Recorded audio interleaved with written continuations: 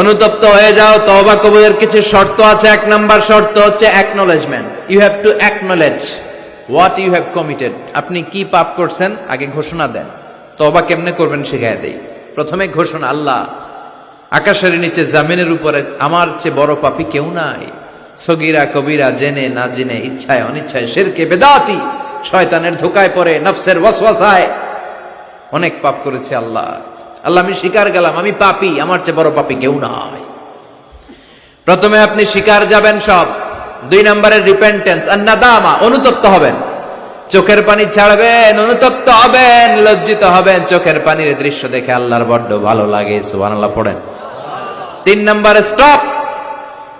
যেই পাপের জন্য তওবা করেছেন স্টপ, অনেক হয়েছে, আর না, থামেন, ওই পাপ কাজ বন্ধ করেন। 3 নম্বরে to hate what you have ডান।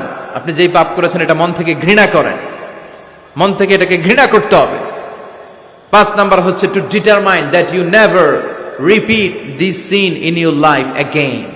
আল্লাহর ওয়াদা দেন যে আল্লাহ পারতপক্ষে আমার জীবনে এই পাপ আর করব না।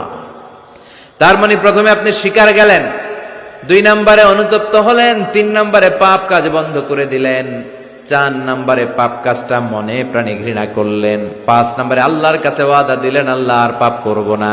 এই 5টা শর্তের আলোকে যদি আল্লাহর কাছে তওবা করেন, তওবা কবুল করবে কে? সাইয়েদনা আদম আলাইহিস সালাম ভুল করে নিষিদ্ধ গাছের ফল খেলেন জান্নাতে। আল্লাহ দুনিয়ায় পাঠালেন, সাইয়েদনা আদম কাঁদতে শুরু করলেন, কিন্তু আল্লাহ ক্ষমা করেন না।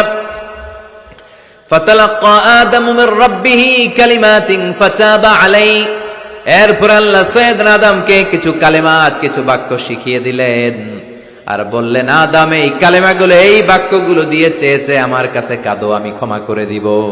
সাইয়েদনা আদম আল্লাহর শেখানো বাক্যগুলো দিয়ে ক্ষমা চাইতে শুরু করলেন। রব্বানা যালামনা আনফুসানা ওয়া ইল্লাম তাগফির লানা ওয়া তারহামনা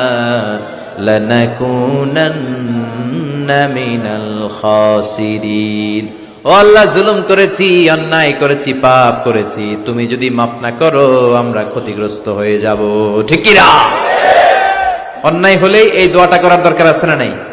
রব্বানা যালামনা সবার মুখস্থ আছে না? সব সময় আল্লাহর তওবার দরজা খোলা, 24/7। অন্যায় হলেই আমরা এই দোয়াটা পড়বো।